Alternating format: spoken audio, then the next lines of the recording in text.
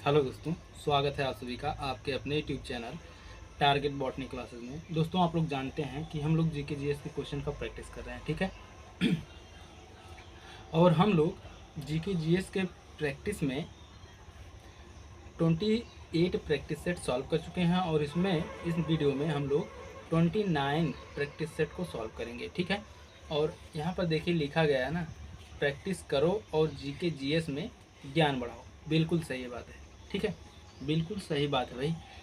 जितना आप लोग प्रैक्टिस करोगे उतना ही आपका ज्ञान, आपका नॉलेज बढ़ेगा, ठीक है। Experience is the best teacher, ठीक है। देखिए यहाँ पर बुक का भी थंबनेल लगा हुआ है भाई, कि हम लोग सामान्य ज्ञान के ऑब्जेक्टिव क्वेश्चन का प्रैक्टिस कर रहे हैं, ठीक है। किसके? वो भी लूसेंट का, ठीक है। और लूसेंट में टॉपिक है प्लांट टिश्यू, ठीक है। प्लांट टिश्यू से हम लोग जीके जीएस के क्वेश्चन का प्रैक्टिस करेंगे, ठीक है। तो चलिए देखते हैं, देर ना करते हुए वीडियो को स्टार्ट करते हैं। 1 मिनट। देखिए देखिए टॉपिक है प्लांट टिश्यू, पादप टिश्यू, ऊतक। आगे देखते हैं। देखिए क्वेश्चन, एक क्वेश्चन है।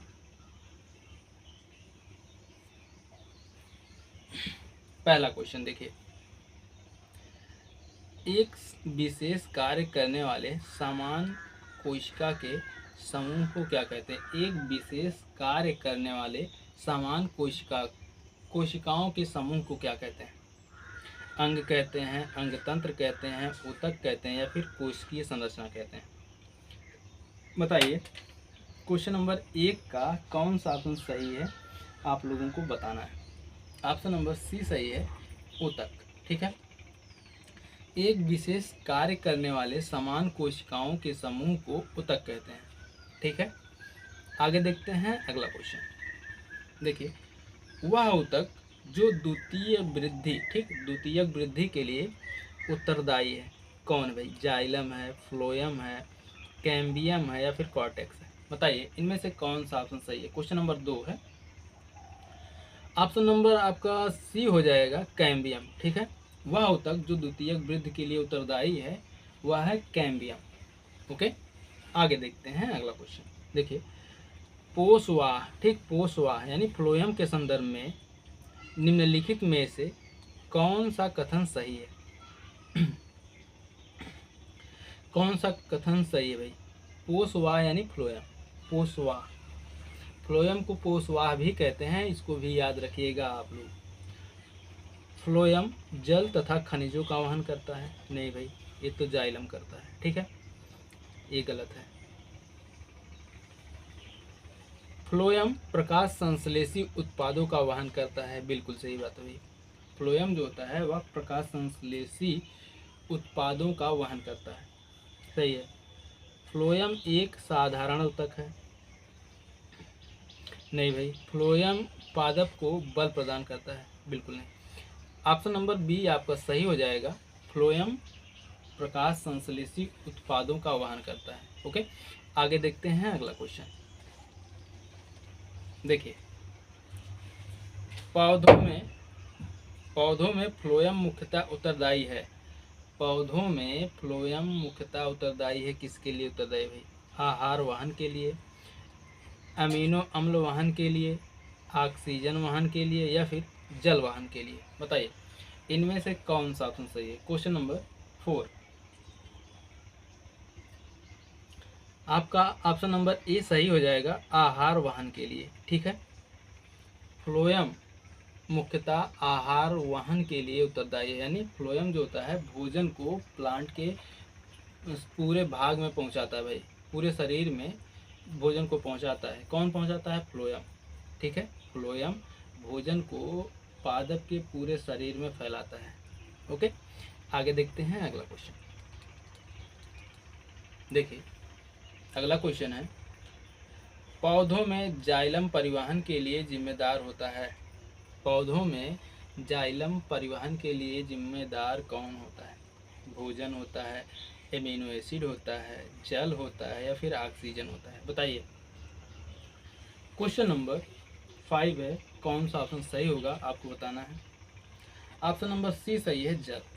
ठीक है, पौधों में जाइलम परिवहन के लिए जिम्मेदार जल होता है। आगे देखते हैं अगला क्वेश्चन। एक वृक्ष की आयु का पता किसके द्वारा लगाया जा सकता है? किसके द्वारा लगाया जा सकता है भाई? अगर कोई वृक्ष है, उसकी आयु पता करना है कि ये वृक्ष कितने वर्ष का है, तो हम किसके द्वारा वृक्ष की आयु पता कर सकते हैं? इसकी ऊंचाई मापकर, वार्षिक वलयों की गिनती करके, या फिर शाखाओं की संख्या गिनकर, या फिर वायु वायु मापने का कोई तरीका नहीं है। वायु बोल रहे हैं भाई, आयु है, आयु मापने का कोई तरीका नहीं। बताइए इनमें से कौन सा ऑप्शन सही है?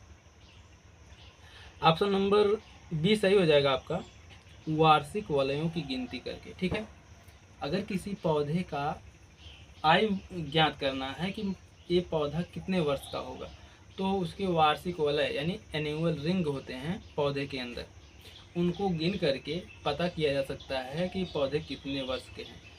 पौधा जितना बढ़ता जाता है, जितने वर्ष का होता जाता है, उतने रिंग बनते जाते हैं पौधों के अंदर। ठीक है, छल्ले जिसे कहते हैं, पौधों के अंदर छल्ले बनते जाते हैं। जितने वर्ष का पौधा होता है, उतने छल्ले पौधों के अंदर होते हैं। ठीक है, रिंग मतलब जानते हैं, ऐसे ऐसे करके, ऐसे करके होता है।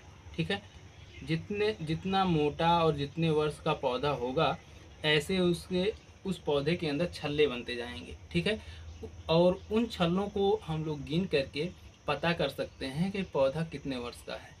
ओके, आगे देखते हैं अगला क्वेश्चन। देखिए, वायुतक यानी एरेनकाइमा किन पौधों में पाया जाता है? एरेनकाइमा किन पौधों में पाया जाता है भाई? लिथोफाइट, हाइड्रोफाइट, जीरोफाइट, या फिर मीजोफाइट? बताइए इनमें से कौन सा ऑप्शन सही है? जल्दी बताइए। क्वेश्चन नंबर 7 है हाइड्रोफाइट। ठीक है, ऑप्शन नंबर बी सही हो जाएगा आपका। हाइड्रोफाइट में एरेनकाइमा पाया जाता है, एयर स्पेस होता है। ठीक है, आगे देखते हैं अगला क्वेश्चन। देखिए, आर्किड, आर्किड में बेलामेन ऊतक पाया जाता है। आर्किड में बेलामेन ऊतक पाया जाता है, किस में पाया जाता है भाई? प्रारोहों में, मूलों में, पत्तियों में, या फिर पुष्पों में?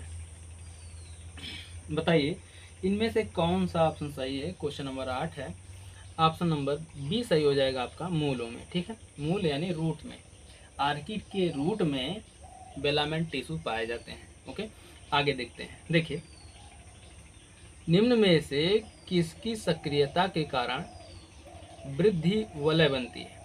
किसकी सक्रियता के कारण? बताइए, क्वेश्चन नंबर 9 है, अंतरारंभीय एधा की। ठीक है, पहला ही ऑप्शन सही है भाई, क्या ही पढ़ें चारों ऑप्शन। ठीक है, हम तो जानते हैं कौन सा ऑप्शन सही है, कौन सा ऑप्शन गलत है। आप लोगों को सही आंसर देना है और सही आंसर देने का प्रयास करना है। तो आप लोग वीडियो रोक करके आंसर दे करके उसके बाद फिर वीडियो स्टार्ट करिए, क्योंकि हम सोच रहे हैं कि कम से कम समय में आपको ज़्यादा से ज़्यादा क्वेश्चन प्रैक्टिस कराया जाए। ठीक है, इसलिए हम ज़्यादा टाइम नहीं ले रहे हैं, आपका इंतज़ार नहीं कर रहे हैं। आप लोग वीडियो रोक करके आंसर दे करके उसके बाद फिर आगे बढ़िए। ओके, आगे देखिए अगला क्वेश्चन। देखिए, क्वेश्चन नंबर 10 है, समुद्र के किनारे उगने वाले वृक्षों में वार्षिक वलय नहीं होते, क्योंकि क्यों नहीं होते भाई? भूमि बालुई होती है, जलवायवीय विभिन्नता होती है, या फिर स्पष्ट जलवायवीय विभिन्नता नहीं होती, या फिर वायुमंडल में प्रचुर नमी होती है? बताइए इनमें से कौन सा ऑप्शन सही है? क्वेश्चन नंबर 10 का ऑप्शन नंबर सी सही हो जाएगा आपका, स्पष्ट जलवायवीय विभिन्नता नहीं होती। ठीक है, समुद्र के किनारे उगने वाले वृक्षों में वार्षिक वलय नहीं होते हैं, क्योंकि इनमें स्पष्ट जलवायवीय विभिन्नता नहीं होती है। ओके, आगे देखते हैं अगला क्वेश्चन। देखिए, एक वृक्ष के पुराने तने की अनुप्रस्थ काट में 50 वार्षिक वलय मिलते हैं। वह वृक्ष वह वृक्ष कितने वर्षों का होगा या फिर वृक्ष की आयु क्या होगी? बताइए। क्वेश्चन नंबर 11 है। अभी जस्ट हम लोगों ने क्वेश्चन का प्रैक्टिस किया है। बताइए, गलत नहीं होना चाहिए भाई क्वेश्चन। ऑप्शन नंबर सी सही हो जाएगा आपका, 50 वर्ष। ठीक है, अगर वृक्ष के तने में 50 रिंग पड़े हैं, मतलब 50 रिंग है, तो 50 वर्ष का है। हम लोगों ने अभी जस्ट ऊपर प्रैक्टिस किया क्वेश्चन। आगे देखते हैं अगला क्वेश्चन। देखिए, अगला क्वेश्चन है, किसी पौधे के तने के घेरे को बढ़ाने के लिए निम्नलिखित में से कौन सा ऊतक उत्तरदायी होता है? किसी पौधे के तने के घेरे को बढ़ाने के लिए निम्नलिखित में से कौन सा ऊतक उत्तरदायी होता है? क्वेश्चन नंबर 12 है। क्वेश्चन नंबर 12 का ऑप्शन नंबर ए सही हो जाएगा, पार्श्वीय विभेदोतक। ठीक है, ऑप्शन नंबर फर्स्ट ही सही हो जाएगा। आगे देखते हैं अगला क्वेश्चन। देखिए, जलोद्भिद निम्न में से किसकी उपस्थिति के कारण जल पर तैरती है? जलोद्भिद निम्न में से किसकी उपस्थिति के कारण जल पर तैरती है? वायुतक, मृदुतक, या फिर हरितुतक, या फिर दृढ़ोतक? बताइए, दृढ़ोतक। कौन सा ऑप्शन सही? क्वेश्चन नंबर 13 है। ऑप्शन नंबर ए सही हो जाएगा आपका, वायुतक। ठीक है, जलोद्भिद निम्न में से किसकी उपस्थिति के कारण जल पर तैरते हैं? तो वायु उतक के कारण। ठीक है, आगे देखते हैं अगला क्वेश्चन। देखिए, जलोद्भिद निम्न में से किसकी उपस्थिति के कारण जल पर तैरते हैं? ये तो हो गया भाई, रिपीट हो गया, कोई बात नहीं। आगे देखिए, शीर्षस्थ विभेदोतक उत्तरदायी होता है। शीर्षस्थ विभाज्योतक, जिसे अंग्रेजी में कहते हैं एपिकल मेरिस्टेम।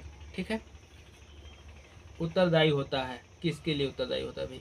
लंबाई में वृद्धि के लिए, मोटाई में वृद्धि के लिए, या फिर मृदुतक में वृद्धि के लिए, या फिर वलकुट में वृद्धि के लिए? बताइए। क्वेश्चन नंबर 14 है। कौन सा ऑप्शन सही होगा आपको बताना है। ऑप्शन नंबर ए सही हो जाएगा, एपिकल मेरिस्टम लंबाई में वृद्धि के लिए उत्तरदायी होता है। ठीक है, आगे देखते हैं। देखिए, विभेदोतकी, ठीक, विभाज्योतकी कोशिकाओं का, विभाज्योतकी मतलब होता है एपिकल मेरिस्टम। ठीक है, तो यहाँ पर एपिकल सेल्स का विशिष्ट अस्थायी ऊतकों में रूपांतरण किस प्रक्रिया के द्वारा होता है? किस प्रक्रिया के द्वारा होता है भाई? एपिकल सेल्स का, नहीं, मेरिस्टम सेल्स है भाई। एपिकल मतलब शीर्षस्थ होता है, इसे अंग्रेजी में कहते हैं मेरिस्टम।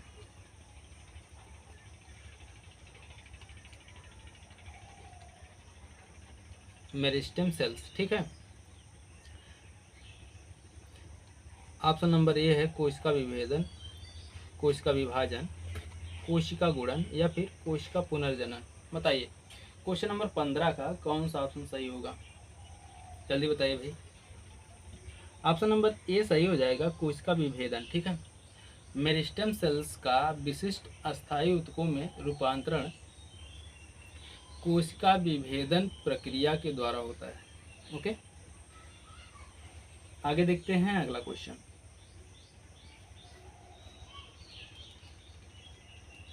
देखिए, रंध्रों की संख्या न्यूनीकृत होती है। रंध्रों की संख्या न्यूनीकृत होती है तथा ये धंसे होते हैं। कहाँ? समोद्भिद में, लवणोद्भिद पादप में, या फिर जलोद्भिद पादप में, या फिर मरोद्भिद पादप में? बताइए, इनमें से कौन सा ऑप्शन सही है? Question number 16। Option number D सही है आपका, मरोद्भिदों में। ठीक है, रंध्रों की संख्या न्यूनीकृत होती है तथा ये धंसे होते हैं मरोद्भिद पादपों में। ओके, आगे देखते हैं अगला क्वेश्चन। देखिए, बेलामेन, ठीक, बेलामेन की आवश्यकता होती है। किस में होती है भाई? बेलामेन की आवश्यकता किस में होती है? पौधों में श्वसन के लिए, ऊतकों की सुरक्षा के लिए, नमी के अवशोषण के लिए, या फिर इनमें से कोई नहीं? क्वेश्चन नंबर 17 का कौन सा ऑप्शन सही होगा?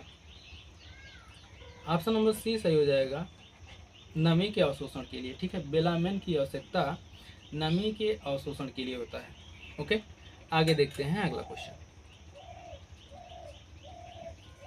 देखिए क्वेश्चन है, एक मिनट भी। देखिए, निम्नलिखित में से कौन सा एक कथन सही है? क्वेश्चन नंबर 18 है, इनमें से कौन सा एक कथन सही है आपको बताना है। पढ़िए भाई।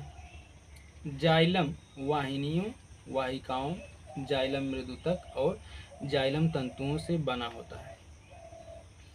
ठीक है भाई, बना होता है, सही है, बिल्कुल सही है। पादपों में लचीलापन दृढ़ोतकों के कारण होता है? नहीं भाई, ये गलत है। मृदुतक में अंतर कोशिकाएं स्थान नहीं होता है? गलत है भाई, होता है। जाइलम चालनी पट्टिका, चालनी नलिका व सहचर कोशिकाओं से बना होता है? गलत है भाई, फ्लोएम बना होता है इसका। ठीक है,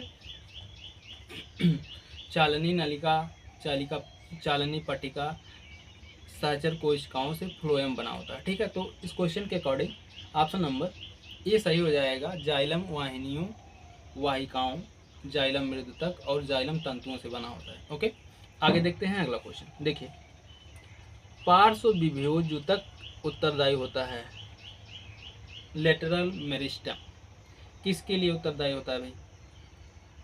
क्वेश्चन नंबर 19 है, लंबाई में वृद्धि के लिए, मोटाई में वृद्धि के लिए, मृदुतक में वृद्धि के लिए या फिर वलकुट में वृद्धि के लिए? बताइए कौन सा ऑप्शन सही है? क्वेश्चन नंबर 19 है। क्वेश्चन नंबर 19 का ऑप्शन नंबर बी सही हो जाएगा, मोटाई में वृद्धि के लिए। ठीक है, लेटरल मेरिस्टम जो होता है मोटाई में वृद्धि के लिए उत्तरदायी होता है। ठीक है, आगे देखते हैं अगला क्वेश्चन। देखिए, पादपों में मेरिस्टेमी ऊतकों के बारे में निम्नलिखित में से कौन सा कथन सही है? क्वेश्चन नंबर 20 है, आपको बताना है इनमें से कौन सा ऑप्शन सही है। वे मृत ऊतक और काष्ठ में परिवर्तित होते हैं? नहीं भाई, अपनी मोटी हो चुकी भित्तियों के कारण ये पादप को नम्यता प्रदान करते हैं? बिल्कुल नहीं, यह केवल किसी वृक्ष की छाल में होते हैं। बिल्कुल सही बात है। ठीक है, पादपों में मेरिस्टेमी ऊतकों के बारे में कौन सा कथन सही है? तो ऑप्शन नंबर सी सही है। ठीक है, आगे देखते हैं। इन ऊतकों की कोशिकाओं के विभाजन के कारण पादपों में वृद्धि होती है? नहीं भाई, तो क्वेश्चन नंबर 20 का ऑप्शन नंबर सी सही हो जाएगा, ये केवल किसी वृक्ष की छाल में होते हैं। ठीक है, पादपों में मेरिस्टेमी ऊतकों के बारे में कौन सा सही है? तो ये ऑप्शन नंबर सी सही है। ओके, आगे देखते हैं अगला क्वेश्चन। देखिए, अगला क्वेश्चन है, वाणिज्यिक मूल्य वाला कारक किस में प्राप्त होता है? वाणिज्यिक मूल्य वाला कारक किससे प्राप्त होता है? क्वेश्चन नंबर 21, सीड्रस देवदार, साइकस, फाइकस या फिर क्रेवर्कस सुवेर? बताइए question number 21। Option number D सही हो जाएगा आपका, क्वेवर्कस। ठीक, क्वेवर्कस सुवेर, वाणिज्यिक मूल्य वाला कारक क्वेवर्कस सुवेर से प्राप्त होता है। आगे देखते हैं अगला क्वेश्चन। देखिए, निम्नलिखित में से किस एक भारतीय वैज्ञानिक ने पादपों में जल की लंबी दूरी के अभिगमन का सिद्धांत प्रस्तुत किया? जेसी बोस ने, बीरबल साहनी ने, पी महेश्वरी ने या फिर एन परिहार ने? बताइए क्वेश्चन नंबर 22 है, कौन सा ऑप्शन सही होगा? ऑप्शन नंबर ए सही हो जाएगा, जेसी बोस ने। ठीक है, जेसी बोस एक भारतीय वैज्ञानिक है। ठीक है, इन्होंने पादपों में जल की लंबी दूरी के अभिगमन का सिद्धांत प्रस्तुत किया। ओके, याद रखिएगा, क्वेश्चन इंपॉर्टेंट है। 21 का ऑप्शन 22 है, क्वेश्चन नंबर 22 का ऑप्शन नंबर ए सही है। ओके, आगे देखते हैं। देखिए, निम्नलिखित में से कौन से पादप ऊतकों में मृत कोशिकाएं होती हैं? इनमें से कौन सी पादप कोशिकाओं में पादपों में मृत ऊतक होती हैं भाई?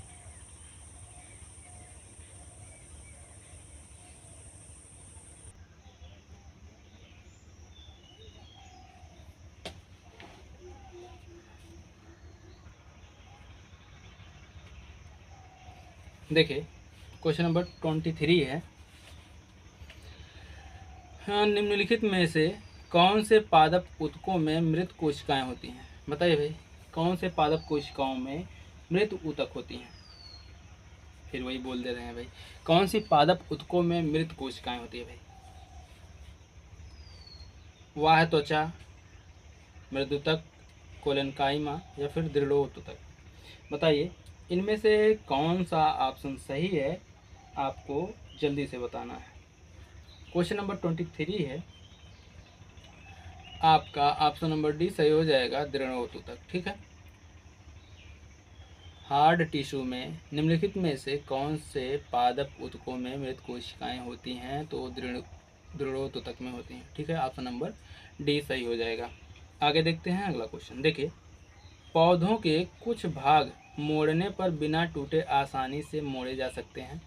कुछ भाग जैसे पत्ते और तने की इस नम्यता का कारण किसकी बहुतायता को माना जाता है?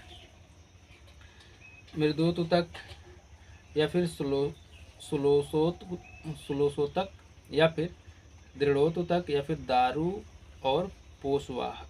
बताइए, क्वेश्चन नंबर 24 है, कौन सा ऑप्शन सही है, आपको बताना है। जल्दी बताइए भाई, क्वेश्चन नंबर 24।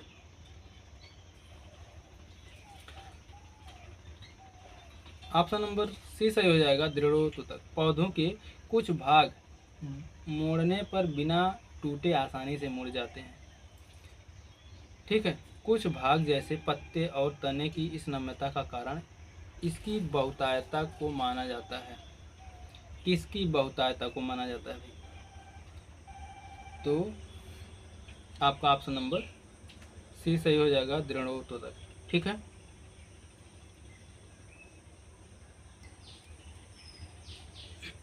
आगे देखते हैं अगला क्वेश्चन। देखिए, पौधों में या फिर पौधे में लचीलापन के लिए कौन सा ऊतक जिम्मेदार होता है? Meristematic, parenchyma, sclerenchyma, collenchyma? बताइए, क्वेश्चन नंबर 25 है, कौन सा ऑप्शन सही है, आपको बताना है। ऑप्शन नंबर डी सही हो जाएगा, कोलेनकाइमा। ठीक है, पौधे में लचीलेपन के लिए कौन सा ऊतक जिम्मेदार है? कोलेनकाइमा। ओके, आगे देखते हैं अगला क्वेश्चन। देखिए, अगला क्वेश्चन है, जलीय पादपों में बड़ी वायु थैलियाँ, जलीय पादपों में बड़ी वायु थैलियाँ यानी एयर सैक, उनमें उत्प्लावन प्रभाव प्रदान करती है। ये थैलियाँ निम्नलिखित में से किस प्रकार के ऊतकों द्वारा घिरी रहती हैं? बताइए, मृदोतक, पैरेन्काइमा, श्लेषोतक यानी कोलेनकाइमा या फिर दृढ़ोतक या स्क्लेरेन्काइमा या फिर सम्मिश्र ऊतक? बताइए, क्वेश्चन नंबर 26 है, कौन सा ऑप्शन सही होगा? आपका ऑप्शन नंबर ए सही हो जाएगा, जलीय पादपों में बड़ी वायु थैलियाँ एयर सैक, उनमें उत्प्लावन प्रभाव प्रदान करती हैं। ये थैलियाँ पैरेन्काइमा के ऊतकों द्वारा घिरी रहती हैं। ठीक है, आगे देखते हैं अगला क्वेश्चन। निम्नलिखित में से कौन सी अस्थायी ऊतक की विशेषता है? इनमें से कौन सा ऑप्शन सही है कि अस्थायी ऊतक, परमानेंट टिश्यू जिसे कहते हैं? क्वेश्चन नंबर 27 है, आपको बताना है। रिक्तिकाएं अनुपस्थित होती हैं, कोशिकाएं बार बार विभाजित होती हैं। नहीं भाई, दोनों के दोनों गलत है। अकार्बनिक समावेशन अनुपस्थित होता है, नहीं भाई होता है। अंतरकोशिकीय अंतराल मौजूद होते, बिल्कुल सही, ठीक है। परमानेंट टिश्यू में यानी अस्थायी ऊतक में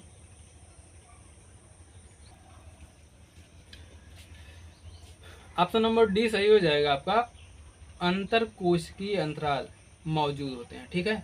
अस्थायी ऊतक की विशेषता है कि अंतरकोशिकीय अंतराल मौजूद होते हैं, ठीक है, अस्थायी ऊतकों में। आगे देखते हैं अगला क्वेश्चन। देखिए, निम्नलिखित में से कौन सी मूल शीर्ष विभुयोज ऊतक यानी रूट एपिकल मेरिस्टम के बीच की परत है जो वल्कुट कॉर्टेक्स को जन्म देती है?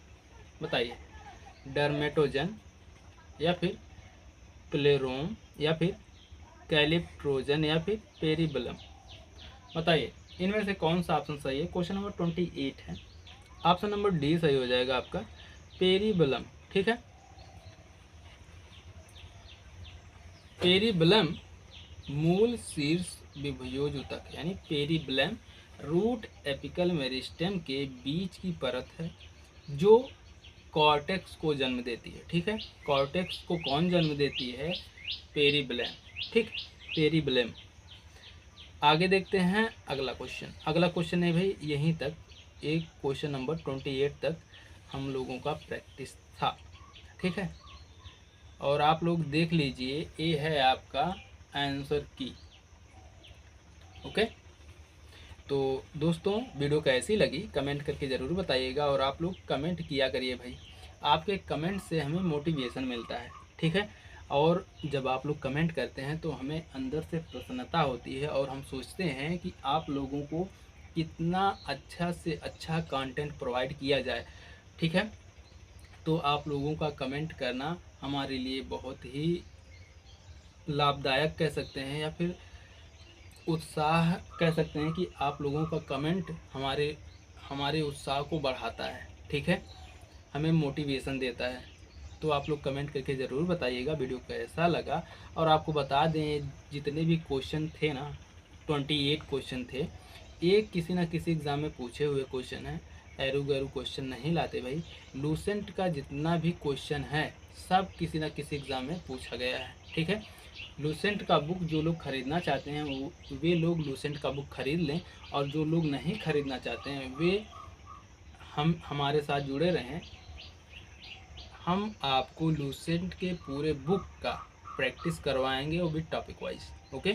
तो मिलते हैं नेक्स्ट वीडियो में, तब तक के लिए जय हिंद, जय भारत, वंदे मातरम।